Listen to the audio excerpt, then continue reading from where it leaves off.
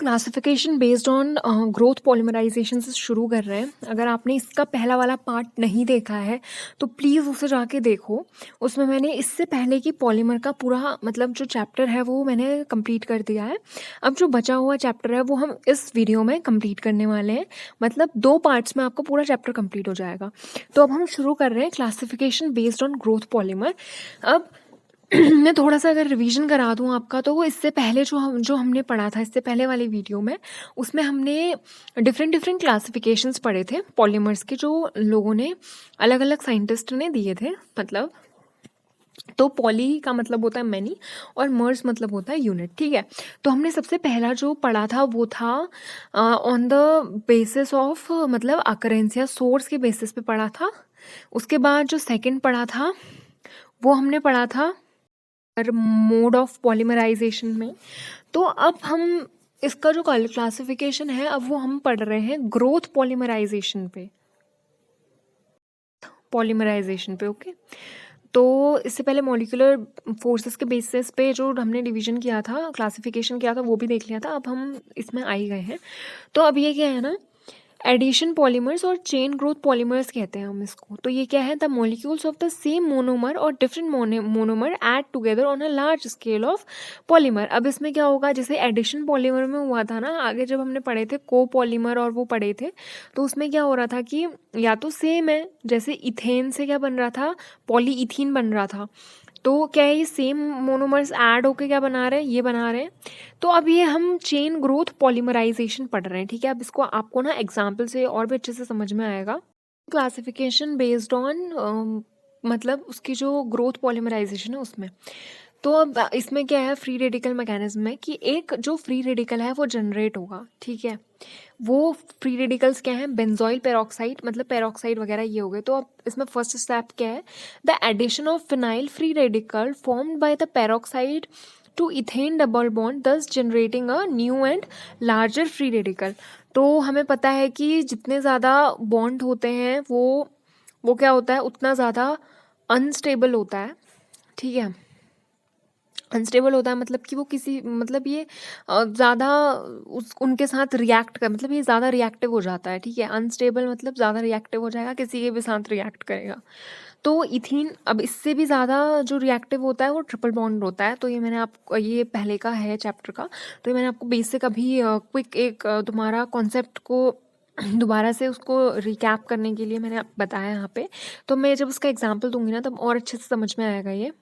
अभी जैसे आपको बताया था, मैंने क्या लिया था, फिनाइल पेरोक्साइड लिया था, ठीक है? तो ये क्या है, फिनाइल पेरोक्साइड। तो अब सबसे पहले ये ब्रेक हुआ बॉन्ड, ये यहाँ आया, ये इधर आया, तो ये 2 फ्री रेडिकल्स जनरेट हुए। अब मैं इसको यहाँ से तोड़ दूंगी तो ये और ये चीज़ दोनों सेम है, तो यहाँ पे मैंने 2 लिखा हुआ है। तो ये टू जो फ्री रेडिकल हैं वो ये हो गए, ठीक है? अब इसमें से इसने क्या किया ना, यहाँ से इसने ये बॉन्ड लिया, ये बॉन्ड लिया यहाँ से, और ये इसने क्या रिमूव कर दिया यहाँ से, CO2। तो अब बचा क्या, 2C6H5। अब यहाँ से अगर इलेक्ट्रॉन गया है तो ये जगह खाली होगी, तो इलेक्ट्रॉन शिफ्टिंग से फ्री रेडिकल एक एक्स्ट्रा जो मतलब एक वैकेंट मतलब इलेक्ट्रॉन डिफिशिएंट कौन हो गया, कार्बन हो गया, ठीक है? तो अब हमने क्या किया, इस फ्री रेडिकल को हमने क्या किया, जब हमने इसकी रिएक्शन कराई इथीन से, तो ये क्या हो गया, इसने रिएक्ट किया। और अब इसमें यहाँ पे एक पॉइंट नहीं लगाया, तो ये जब इसने यहाँ पे से रिएक्ट किया इसने, तो ये इसके साथ ऐड हुआ। अब इसके साथ ऐड होगा तो क्या होगा, इसमें क्या हो गई थी, यहाँ पे देखा हमने डिफिशियंसी हो गई थी, तो ये भी तो इलेक्ट्रॉन लेगा, ठीक है? अब इसने लिया तो ये एक क्या हो गया, फ्री रेडिकल जनरेट हो गया। जैसे पहली वाली इक्वेशन में मैंने देखा था कि ये फ्री रेडिकल जनरेट हो गया। अब जब हम पॉलीमराइजेशन करा रहे हैं ना, तो हमने अब एक मॉलिक्यूल तो लिया नहीं होगा, हमने बहुत सारे मॉलिक्यूल लिए होंगे। तो अब इस फ्री रेडिकल ने क्या किया, एक दूसरे इथेन से रिएक्शन की और क्या किया, एक और फ्री रेडिकल जनरेट किया। अब इसी तरीके से ये क्या करेगा, ये फिर से एक इथीन से रिएक्ट करेगा और फिर उससे बड़ा एक इसकी जो है चेन बनाएगा, फिर उससे बड़ा, फिर उससे बड़ा, तो करते करते ये क्या हो गया, पॉलीमराइजेशन हो गया है इसका। तो ये क्या हो गया, चेन प्रोपगेशन हो गया, मतलब चेन प्रोपगेट हुई, चेन लंबी हुई। उसके बाद अब होता है चेन टर्मिनेशन। तो टर्मिनेशन में क्या हो रहा है, अब ये प्रोसेस जो हो रही है इथेन की जुड़ने की, बिकॉज ऑफ फ्री रेडिकल वो बढ़ रही है। तो अब चेन टर्मिनेशन में क्या होगा, for termination of long chain these free radical can combine in different ways to form polyethene. अब क्या हुआ था, ये एक फ्री रेडिकल था, ये एक फ्री रेडिकल था, तो अब इसमें चेन टर्मिनेशन में क्या होगा, ये दोनों ही एक दूसरे के साथ क्या कर जाएंगे, बॉन्ड बना जाएंगे। तो जब इन दोनों ने बॉन्ड बना लिया तो ये क्या बन गया, एक पूरा पॉलीइथीन बन गया। तो ये क्या हो गया, ये हो गया उसका चेन का टर्मिनेशन। ये है preparation of some addition polymers. अब जो एडिशन पॉलीमर्स जो हमने अभी सबसे पहले, अभी ये जो मैंने इससे पहले रिएक्शन बताई थी वो वाली, तो अब उसमें जब हम पढ़ रहे हैं तो अब इसकी थोड़ी प्रिपरेशन हम पढ़ लेते हैं। सबसे पहले पॉलीथीन में लो डेंसिटी पॉलीथीन है, तो ये ना ब्रांच्ड चेन का भी है एग्जाम्पल। अगर आपने पहली वाली वीडियो नहीं देखी है तो वो आप पहले जाके उसे देख लो, ये सारे टर्म्स वहाँ पे भी आए हुए हैं, ये किस क्लासिफिकेशन में हम पढ़ते हैं उस तरीके के क्वेश्चंस भी आएंगे। तो यहाँ पे आपको ये बहुत मतलब उससे आगे का है तो ऑब्वियसली आपको पीछे का थोड़ा आना चाहिए, so that you can know. तो अगर आपने वो वीडियो नहीं देखा है तो आप वो देख लो, मैंने डिस्क्रिप्शन पे डाला हुआ है उसका लिंक। तो अब सबसे पहले हम लो डेंसिटी पॉलीथीन देख रहे हैं। तो ये क्या है, ये जो लो डेंसिटी पॉलीथीन है ये ऑब्टेन होती है हाई प्रेशर में, जो प्रेशर है 1000 टू 2000 एटीएम। ये पूरा का पूरा एनसीईआरटी का डेटा है, इसमें मैंने अपनी तरफ से कुछ भी ऐड नहीं किया है। उसके बाद एट टेम्परेचर 350 के टू 570 के। अब इसको थोड़ा सा याद रखना, क्योंकि जब मैं आगे और इसके हाई डेंसिटी पॉलीथीन बताऊंगी ना, तो आपको यहाँ पे कंपेयर करने में बहुत आसानी होगी, आप आसानी से कंपेयर करके इसको पढ़ सकते हैं। ठीक है, अब इसमें क्या है, presence of traces of oxygen और अ पेरोक्साइड इनिशिएटर। अभी जैसे आपने देखा कि इसमें पेरोक्साइड कैसे, जैसे वो हमने क्या लिया था, बेंजाइल पेरोक्साइड, तो वो कैसे वर्क कर रहा था। ठीक है, तो ये पेरोक्साइड जो होते हैं ये ज़रूरी होते हैं, क्या करते हैं, फ्री रेडिकल बनाते हैं, जिससे रिएक्शन आगे को एज अ कैटलिस्ट वर्क करती है और आगे को प्रोसीड करती है। उसके बाद low density polythene is obtained from addition of free radical and hydrogen atom abstraction has highly branched structure। जैसे मैंने आपको भी थोड़ी देर पहले बताया कि ये branched chain polymer का एग्जाम्पल भी है। तो ये क्या है कि जो ये फ्री रेडिकल्स हैं ये और हाइड्रोजन जो एटम है इनका एब्स्ट्रैक्शन जो क्या कर रहा है, इसकी ब्रांचिंग में जो स्ट्रक्चर है, ब्रांच स्ट्रक्चर बनाने में हेल्प कर रहा है। तो ये क्या है, उसके बाद नेक्स्ट पॉइंट है, it is chemically inert and tough but flexible and poor conductor of electricity. अब ये केमिकली इनर्ट होता है, मतलब रिएक्टिव नहीं होता। ये टफ होता है, टफ क्योंकि अब इसमें क्या है, ब्रांच के थ्रू जब जुड़े हुए हैं पॉलीमर तो वो बहुत अच्छे से अच्छे बॉन्ड में जुड़े हुए हैं और उसमें हाइड्रोजन बॉन्ड भी प्रेजेंट है। तो ये क्या होते हैं, टफ होते हैं लेकिन फ्लेक्सिबल होते हैं। क्योंकि ब्रांच इसमें बढ़ गई है तो ये क्या हो जाएगा, फ्लेक्सिबिलिटी, लो डेंसिटी भी लो है। अगर हाई डेंसिटी होगी तो क्या होगा, जैसे कोई सॉलिड ऑब्जेक्ट है, कोई वुड ब्लॉक है, उसकी क्या होती है, डेंसिटी हाई होती है, तो उसे हिलाने में बहुत ऐसे ही नहीं वो झूल जाता। ठीक है, बट वाटर है वो क्या, कैसा नेचर में होता है, फ्लूइड ही होता है, क्योंकि उसकी डेंसिटी क्या है, कम है इन कंपैरिजन टू सॉलिड। तो सेम एज अगर इसकी डेंसिटी कम है तो ये क्या होगा, फ्लेक्सिबल होगा, पुअर कंडक्टर ऑफ इलेक्ट्रिसिटी होगा। ठीक है, अब इसका यूज कहाँ पे होता है, तो इसका यूज़ होता है manufacture of squeeze bottle. Squeeze bottle मतलब वो होती हैं जो जिनको हम स्क्वीज करते हैं, मतलब जिनको हम ऐसे दबा के जिनसे कोई चीज़ निकालते हैं, उस तरीके की स्क्वीज बॉटल्स में, टॉयज़ में, जो बच्चों के खिलौने होते हैं उसमें, और फ्लेक्सिबल पाइप्स होते हैं जो हमारे सिंक के नीचे लगते हैं, वो बहुत फ्लेक्सिबल पाइप्स होते हैं, और भी जो हम वाटरिंग के लिए यूज़ करते हैं। तो उस तरीके के जो फ्लेक्सिबल पाइप्स होते हैं उनमें ये लो डेंसिटी पॉलीथीन का क्या होता है, यूज़ होता है। अब हम हाई डेंसिटी पॉलीथीन में आ गए हैं, तो सबसे पहले ना आप इन दोनों को देखो। जब मैंने उसमें आपको बताया था तो मैंने आपको प्रेशर बताया था, कितना हाई प्रेशर उसमें लग रहा था। उसमें प्रेशर अगर आप देखोगे तो देखो कितना है, 1000 टू 200 2000 एटीएम। ठीक है, 1000 टू 2000 एटीएम है। और इसमें इसमें हाई डेंसिटी वाले में, ये हाई डेंसिटी वाले में कितना है, 6 टू 7 एटीएम। तो मतलब कि वो जो लो डेंसिटी पॉलीथीन है वो अंडर हाई प्रेशर बनता है, जबकि जो ये हाई डेंसिटी पॉलीथीन है, ये कैसे बनता है, अंडर लो प्रेशर बनता है, ठीक है। तो अब इसमें क्या है, when addition of polymerisation of ethyne at hydrocarbon solvent, तो इसमें जो उसमें क्या चाहिए हो रहा था, हमको वो चाहिए हो रहा था कैटलिस्ट, पेरोक्साइड एक्सेट्रा। अब इसमें क्या है, addition of polymerisation of ethene, जब हम इथीन को ऐड कर रहे हैं एट हाइड्रोकार्बन सॉल्वेंट, मतलब कोई हमने सॉल्वेंट लिया जो कि हाइड्रोकार्बन है, यानी कि जैसे एसीटोन होता है वो एक हाइड्रोकार्बन सॉल्वेंट होता है, तो इस तरीके का एक हमने हाइड्रोकार्बन सॉल्वेंट लिया। अब उसमें हमने जो कैटलिस्ट डाला वो है try ethyl aluminium and titanium tetrachloride, इसको हम जिग्नर नाटा कैटलिस्ट कहते हैं। ये पॉइंट को आप बहुत अच्छे से याद कर लो तो बहुत हेल्प होगी, ये जो जिग्नर नाटा कैटलिस्ट दिया है।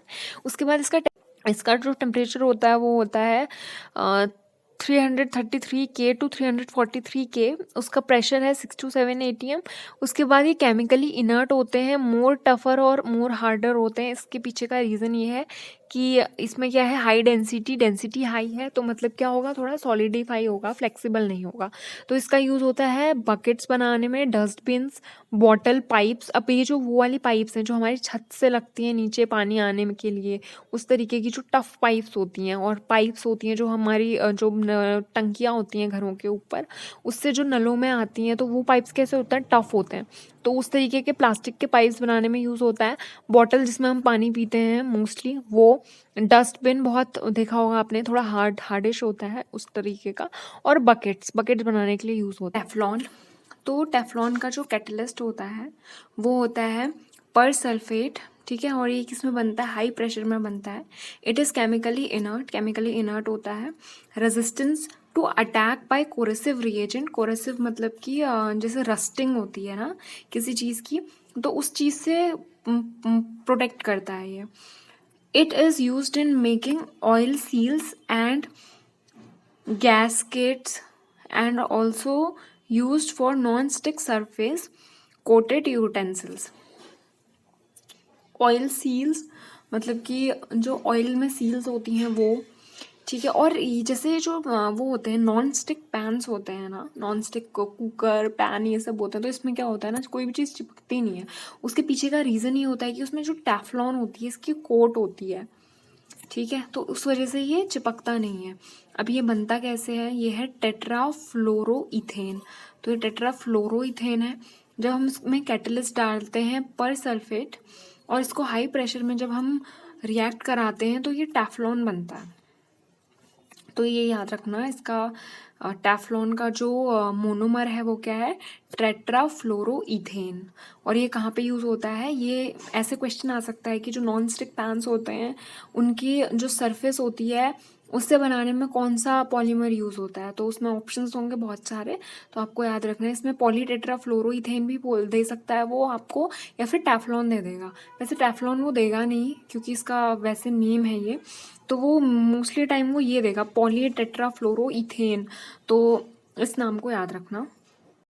सीरीज में आगे जब हम इम्पॉर्टेंट एडिशन पॉलीमर के मतलब जो इम्पॉर्टेंट पॉलीमर एडिशन पॉलीमर्स के वो पढ़ रहे हैं, तो पहला हो गया उसमें, दूसरा हो गया, तीसरा हो गया, अब ये चौथा जो है ये है पॉली एक्रिलोनाइट्राइल। अब ये कहाँ पे यूज़ होता है, ये कमर्शियल फाइबर्स, ऑर्लोन और एक्रीलोन करके जो फाइबर्स होते हैं ना उनको बनाने में यूज़ होता है। तो इसका मोनोमर क्या है, ये है CH2 CN, इसको हमने क्या बोल दिया, एक्रिलोनाइट्रिल।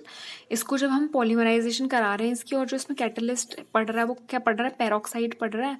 तो ये जो मोनोमर मतलब ये जो भी पॉलीमर्स है ना, इसमें पहला यही हो रहा है, पहली क्या है कि फ्री रेडिकल रिएक्शन होगी, उसके बाद सेकंड क्या है कि उस चेन का क्या होगा, प्रोपगेशन होगा, और थर्ड क्या है, चेन टर्मिनेशन। तो हर किसी एलिमेंट में मतलब हर किसी पॉलीमर में जब हम ये बना रहे हैं तो ये प्रोसेस क्या है, सेम है। सबसे पहले क्या हो रहा है, देखो इसमें भी पेरोक्साइड पड़ा है, तो ये कहाँ पे यूज़ होता है, ये जनरेशन ऑफ फ्री रेडिकल में यूज़ होता है। तो अब ये बना पॉली एक्रिलोनाइट्रिल। इससे पहले जितने आए थे वो सारे कैसे थे, एडिशन पॉलीमर्स के थे। अब हम यहाँ पे किसकी बात कर रहे हैं, हम कंडेंसेशन पॉलीमर्स की बात कर रहे हैं, या फिर हम इसको स्टेप ग्रोथ पॉलीमराइजेशन कहते हैं। तो इनमें अब कौन कौन से पॉलीमर्स बनेंगे हम वो पढ़ रहे हैं, ठीक है। तो कंडेंसेशन सबसे पहले इसमें आया, हमने क्या लिया, इथिलीन ग्लाइकॉल, जिसको हम इथेन 1,2,3,1,2 डायोल भी कहते हैं, और ये इसका वैसे नेम है। और हमने लिया टेरीपेथैलिक एसिड, जिसको हम बेंजीन 1,4 डाई कार्बोक्सिलिक एसिड भी कहते हैं।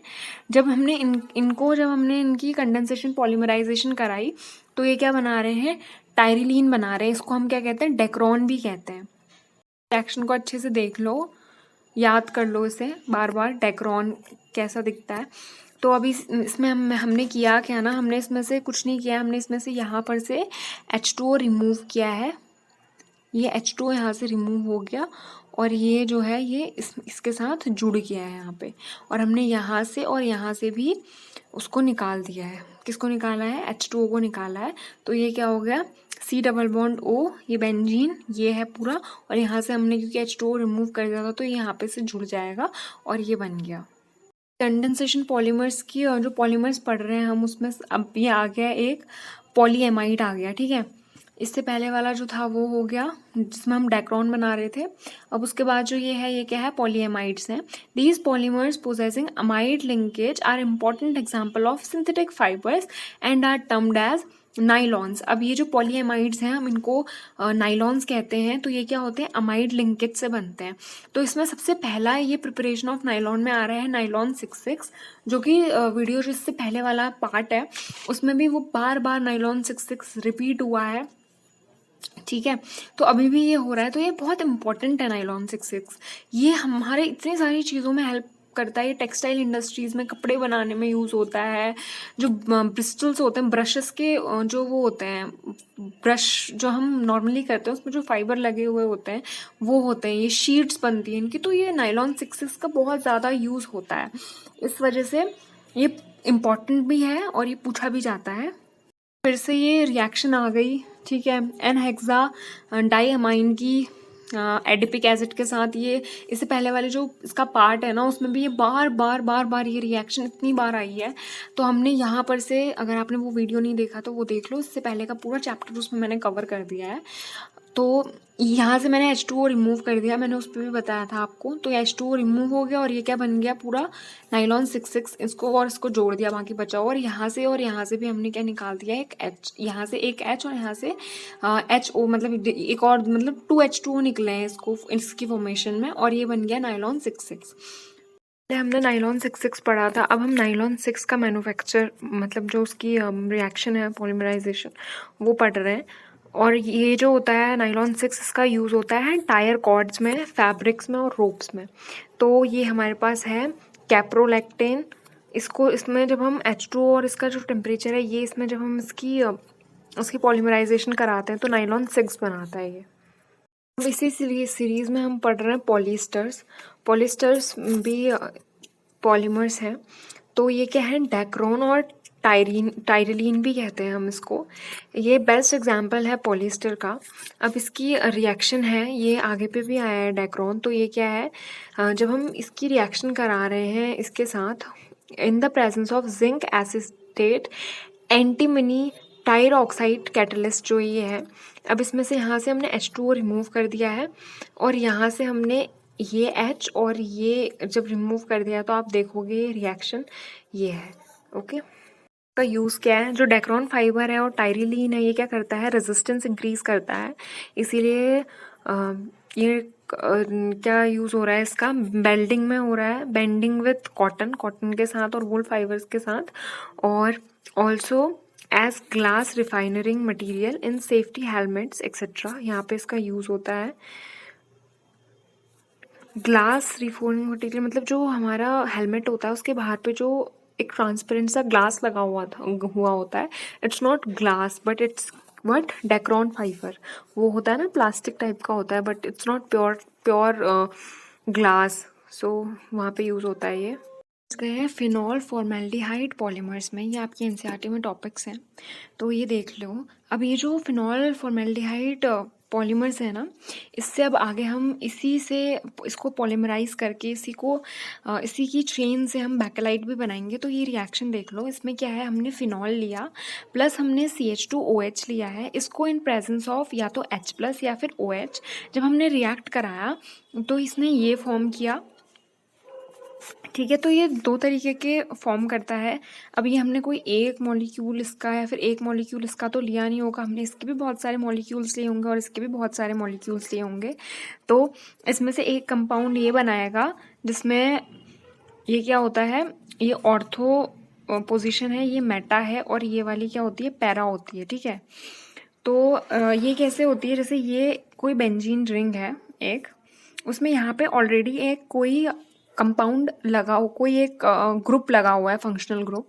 तो उस फंक्शनल ग्रुप की जो ये वाली साइड होगी, ये क्या होगी, ऑर्थो, ये वाली होगी मेटा और ये वाली होगी पैरा। ठीक है, तो ये थोड़ा सा स्टार्टिंग का है कॉन्सेप्ट। तो वो अब जब हम फिनॉल को CH2OH के साथ जब हम रिएक्शन करवा रहे हैं इन प्रेजेंस ऑफ H और OH, तो वो दे रहा है OH और CH2OH। एक तो ये कंपाउंड बनाएगा जिसमें सिर्फ ऑर्थो पोजीशन पे, जैसे मैंने आगे बताया, ऑर्थो पोजीशन पे लगा है, एक में ऑर्थो और मेटा दोनों में लगा है, और इसमें क्या है, ऑर्थो और ये एक कंपाउंड बना रहा है, इसमें क्या है OH और इसकी ऑर्थो पोजीशन पे CH2 लगे हुए हैं और पैरा पोजीशन पे क्या लगा है, CH2OH लगा है। ठीक है, तो ये 3 तरीके के कंपाउंड हो गए जो ये बना रहा है। Condensation reaction of phenol with formaldehyde in the presence of either an acid और अ बेस कैटलिस्ट। तो हमने पहले तो, अगर आपको कंडेंसेशन का मतलब नहीं पता है, आपने अगर पहली वाली वीडियो नहीं देखी है, तो मैं यहाँ पे रिवीजन करा देती हूँ कि कंडेंसेशन रिएक्शन मतलब ये होता है जब 2 मैक्रो मॉलिक्यूल्स जो होते हैं जब वो कंबाइन होते हैं, जब तो उसमें से कुछ स्मॉल मॉलिक्यूल्स जैसे H2O, HCl ये सब रिमूव होते हैं, तो उसको हम कंडेंसेशन रिएक्शन कहते हैं। तो अब हम फिनॉल की करा रहे हैं with formaldehyde in the presence of either an acid और अ बेस कैटलिस्ट। जो इससे पहले वाली रिएक्शन थी वो यही थी कि हमने क्या किया था, OH, हमने फिनॉल जो था उसकी रिएक्शन हमने किससे कराई थी, इसके साथ कराई थी, CH2OH के साथ। तो उसने कंबाइन होकर ये बनाया था। अब हमने इसके N मॉलिक्यूल्स ले लिए और जब हमने इसको OH के प्रेजेंस में इसके पॉलीमराइजेशन की, तो इसने क्या बनाया, पॉलीमर चेन बनाई। इससे पहले वाले में आपने देखा था इसने क्या बनाई थी, एक चेन बनाई थी। अब इसको हम कहते हैं नियोलेक। अब ये जो नियोलेक है, जब भी इसको हीट करते हैं हम फॉर्मेल्डिहाइड के साथ, तो ये क्या करता है, क्रॉस लिंकिंग फॉर्म करता है एक इनफ्यूजिबल सॉलिड मास की। ठीक है, जो जिसका फ्यूजन नहीं होता, मतलब एक स्ट्रॉन्ग सा एक क्रॉस लिंक, मतलब कि एक दूसरे के साथ लिंक चेन्स बना रहे हैं, तो इसको हम बैकेलाइट कहते हैं। और बैकेलाइट की खासियत यही है, इससे पहले वाली वीडियो में बहुत आया है ये, और इसे रिपीट भी किया है कि बैकेलाइट क्या होता है, ये सॉलिड मास में कन्वर्ट हो जाता है जब इसको हीट करते हैं। तो ये प्रेशर कुकर्स के हैंडल पे लगता है, ये वाला जो लगता है, जो प्लास्टिक काइंड ऑफ रबर चीज़ होती है, वो बैकेलाइट होता है। आ गए हैं मेलामाइन फॉर्मेल्डिहाइड पॉलीमर में। तो इसमें हमने जो ये है, ये एन प्रेजेंट है यहाँ पे। तो ये इनको जब हमने रिएक्ट कराया HCHO के साथ, या इसको हम CH2O भी कह सकते हैं, इसके साथ जब हमने इसको रिएक्ट कराया, तो ये क्या कर रहा है, एक रेजिन इंटरमीडिएट कर रहा है, यहाँ पे ऐड हो गया ये, और इसने क्या फॉर्म किया, मेलामाइन पॉलीमर की फॉर्मेशन की। ये जो मेलामाइन होता है, इसका जो फंक्शन होता है वो होता है अनब्रेकेबल क्रॉकरीज बनाने में। उसके बाद नेक्स्ट है कोपॉलीमराइजेशन में क्या होते हैं, डिफरेंट मोनोमेरिक यूनिट यूज्ड होती हैं। डिफरेंट मोनोमेरिक यूनिट मतलब जैसे हमने जब पॉलीथीन लिया था, तो उसमें हमने क्या लिया था कि हमने इथीन को पॉलीमराइज कराया था। तो ये क्या है, सिंगल एक यूनिट है इथीन, जिसको हम क्या करा रहे हैं, जिसका पॉलीमराइजेशन करा रहे हैं और जिसको हम पॉलीथीन बना रहे हैं। तो कोपॉलीमराइजेशन में क्या होते हैं, डिफरेंट मोनोमेरिक यूनिट यूज होती हैं। तो इसमें सबसे पहले हमने क्या लिया, 1,3-ब्यूटाडाइन और स्टाइरलीन जब हमने लिया, तो ये क्या बना रहा है, ब्यूटाडाइन स्टाइलिन पॉलीमर। तो इसमें हुआ कुछ नहीं, बस ये वाला बॉन्ड यहाँ से हमने हटा दिया और इसको हमने यहाँ पे ऐड कर दिया। तो ये है। अब हम रबर में आ गए हैं। ये नेचुरल पॉलीमर्स हैं। Rubber is natural polymer and possess elastic property. This is a known fact. Everybody knows that how much flexible rubber is, how much elastic it is. It is used in our daily life, daily use में हम करते हैं इसको. It is also termed as elastomers and has a variety of uses. इसको हम elastomers भी कहते हैं और इसके बहुत सारे यूज होते हैं, हमें पता है. Natural rubber may be considered as a linear polymer of isoprene. मतलब जो नेचुरल रबर होता है, जो नेचुरली अकर होता है रबर, वो एक लीनियर पॉलीमर होता है और उसका जो पॉलीमर होता है वो क्या होता है, आइसोप्रीन, जिसको हम 2-methyl-1,3-ब्यूटाडाइन भी कहते हैं. ऑल्सो कॉल्ड एज 1,4 पॉलीआइसोप्रीन, इसको ये भी कहते हैं. This is polyisoprene molecule held together by weak van der Waals interaction and has a coiled structure. ठीक है, मतलब ये जो पॉलीआइसोप्रीन होता है ना, ये बहुत इसमें वीक वंडरवॉल ऑफ अट्रैक्शन होता है. वंडरवॉल फोर्स ऑफ अट्रैक्शन से ये होता है, इसीलिए क्या होता है, कॉइल्ड स्ट्रक्चर होता है और वीक होता है. वीक वंडरवॉल फोर्स होता है इसमें.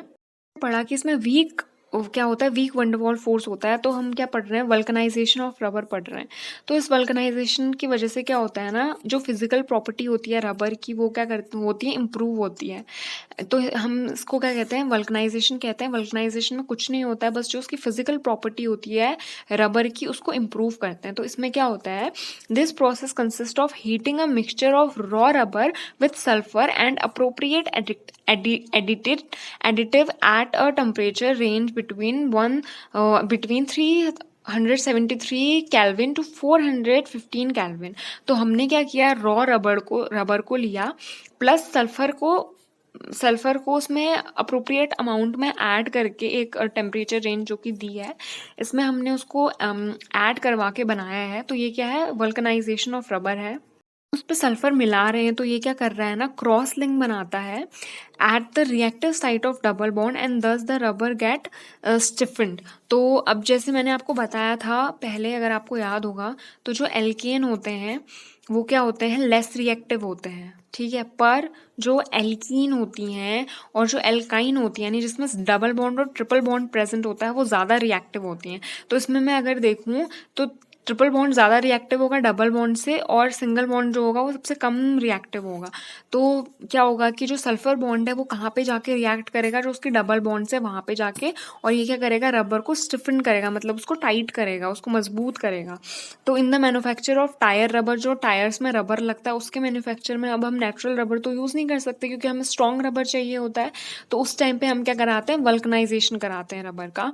तो 5% of sulphur is use as a cross linking agent. तो उसमें कितना सल्फर यूज होता है, 5% जो होता है सल्फर यूज होता है. इस तरीके से जो होगा, ये यहाँ पे डबल बॉन्ड्स प्रेजेंट थे, तो यहाँ पे क्या हो गया, ये सल्फर चेन जो है वो बन गई है. तो पहली ये है और उसके बाद सेकेंड नंबर की ये है. ठीक है, तो इस तरीके से ये इसका वल्कनाइजेशन हो रहा है रबर का.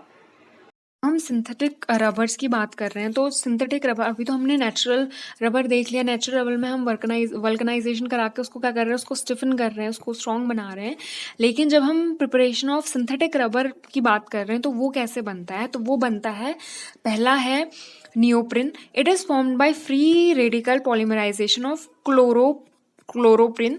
तो अब ये कैसे बनता है ना, ये ऐसे बनता है, क्लोरोप्रिन की जब हमने पॉलीमराइजेशन कराई तो ये बन गया नियोप्रिन. तो ये नियोप्रिन क्या है, सिंथेटिक रबर है. तो इसमें आपसे क्वेश्चन ऐसे पूछेगा कि व्हाट इज़ नियोप्रिन, तो उसमें ऑप्शंस होंगे, सिंथेटिक रबर, नेचुरल रबर, ये रबर वो रबर. तो आपको याद रखना है ये क्या है, सिंथेटिक रबर है. तो इस तरीके का क्वेश्चन हो सकता है. तो अब ये कहाँ यूज़ होता है, manufacture of conveyor belt. Conveyor belt होती हैं जो इंडस्ट्रीज़ वगैरह में यूज़ होती हैं. एक जगह से जैसे बेल्ट लगी होगी तो यहाँ पे एक प्रोडक्ट होगा और वो उस बेल्ट के थ्रू क्या हो रहा होगा, आगे जा रहा होगा. तो ये कन्वेयर बेल्ट होती हैं. उसके बाद होव्स, ये पाइप होते हैं बेसिकली, और गैसकेट्स भी, ये सब इनको बनाने में यूज़ होता है नियोप्रिन का. यूनाइन की बात कर रहे हैं तो ये भी सिंथेटिक रबर है. It is resistance to the action of petrol, lubricant, oil and organic solvent. तो इन सब से ये क्या करता है, रेजिस्ट करता है इनके एक्शन से. तो ये कहाँ यूज़ होते हैं, ऑयल सील्स जो हमारी स्कूटी वगैरह होती हैं, बाइक्स वगैरह, कार्स वगैरह होती हैं, तो उसमें जो टैंक होता है, तो उस टैंक में जहाँ जो पेट्रोल टैंक होता है उसका जो ढक्कन होता है बेसिकली उस पे ये लगा हुआ होता है, क्योंकि ये क्या है, लुब्रिकेंट, ऑयल, ऑर्गेनिक सॉल्वेंट और पेट्रोल के एक्शन को क्या करता है, रेजिस्ट करता है। तो इसकी फॉर्मेशन क्या है, 1,3-ब्यूटाडाइन और एक्रिलोनाइट्रिल का जब हम कोपॉलीमराइजेशन करा रहे हैं तो ये क्या बना रहा है, ब्यूना एन बना रहा है। ठीक है, ये शायद मैंने रिएक्शन आगे लिखाई है, अगर रिएक्शन नहीं लिखाई थी उस टाइम पे ब्यूना एन की तो मैंने इसीलिए छोड़ दी होगी, क्योंकि वो यहाँ पे आने वाली है, तो उसको ध्यान पे रखना। ऑलमोस्ट एंड में है, तो अब यहाँ पे क्या है, मॉलिक्यूलर मास ऑफ पॉलीमर्स आ गया। तो बायोडिग्रेडेबल पॉलीमर्स की बात कर रहे हैं हम, तो ये क्या है, पॉली बीटा हाइड्रोब्यूटाइरेट, जिसको हम को बीटा हाइड्रोक्सी वैलेरेट PHBV भी कहते हैं। ये क्या होते हैं, बायोडिग्रेडेबल होते हैं। तो इसकी फॉर्मेशन क्या है, 3 हाइड्रोक्सी ब्यूटेनोइक एसिड और 3 हाइड्रोक्सी पेंटेनोइक एसिड की जब हम रिएक्शन करा रहे हैं तो ये बना रहा है PHBV। ठीक है, तो इसमें कुछ नहीं हुआ है, इस यहाँ पे से रिएक्ट कराया है हमने इसको यहाँ पे। ठीक है, तो ये रिएक्शन हो गई PHBV की। तो नाइलॉन 6, तो ये क्या है, it is an alternate polyamides copolymer of glycine and aminocaproic acid and is biodegradable. तो इसमें जो ये ग्लाइसिन ये है और अम्यूनोकार्पोइक एसिड है वो ये लिखे हुए हैं। अब एनसीईआरटी में आपको इसकी रिएक्शन नहीं दी है तो मैंने इसको इसमें इंक्लूड नहीं किया है, क्योंकि now this is something very important. तो ये क्या है, पॉलीमर्स हैं, ये मैंने पॉलीमर लिखे हुए हैं, उसके मोनोमर है, स्ट्रक्चर है और उसके यूजेस क्या हैं। तो प्रोपीन इसका मोनोमर है पॉलीप्रोपीन, और ये क्या है, पॉलीस्टाइरीन इसका क्या है, स्टाइरीन। अब टू बी वेरी ऑनेस्ट मैं आपको बताऊं तो ये पॉलीप्रोपीन, पॉलीस्टाइरीन, पॉलीविनाइल क्लोराइड, इनके आपसे पॉलीमर वो नहीं पूछेगा, क्योंकि ऑब्वियसली इट्स लाइक पॉलीप्रोपीन तो क्या होगा, प्रोपीन, ये तो बस कॉमन सेंस वाली बात है। स्ट्रक्चर पूछ सकता है, स्ट्रक्चर देख लो, बट इसका मोनोमर मुझे नहीं लगता आपसे पूछेगा किसी भी एग्जाम में। अगर पूछ लिया तो फिर तो और बहुत इजी हो गया ये। पर यूरिया फॉर्मेल्डिहाइड में भी वो आपको यूरिया फॉर्मेल्डिहाइड नहीं देगा, वो रेजिन पूछेगा। तो उसमें आपको याद रखना है यूरिया एंड फॉर्मेल्डिहाइड। तो इसमें से जो इम्पोर्टेंट है मोनोमर याद करना, वो सिर्फ ये दोनों है, एक है गप्टेल और दूसरा है बैकेलाइट। बैकेलाइट का याद करना फिनॉल एंड फॉर्मेल्डिहाइड।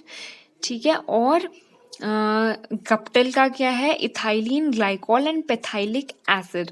ये इंपॉर्टेंट इसीलिए हैं क्योंकि इनके जो मोनोमर्स हैं वो डिफरेंट हैं और इसमें ये रेजनेंस करके देगा। तो यूरिया फॉर्मेल्डिहाइड ये थोड़ा देख लो, यूरिया एंड फॉर्मेल्डिहाइड। ऑब्वियसली गप्टेल का आपको याद रखना है इथाइलिन ग्लाइकॉल एंड पेथाइलिक एसिड, और बैकेलाइट का याद रखना है फिनॉल एंड फॉर्मेल्डिहाइड। और ये इसके स्ट्रक्चर्स हैं, ये आप देख लेना।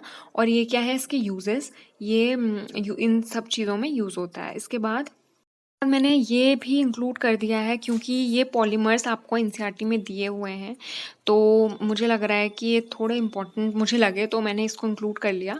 तो सबसे पहले है ब्यूना एस का मोनोमर, अब ये पूछेंगे आपसे।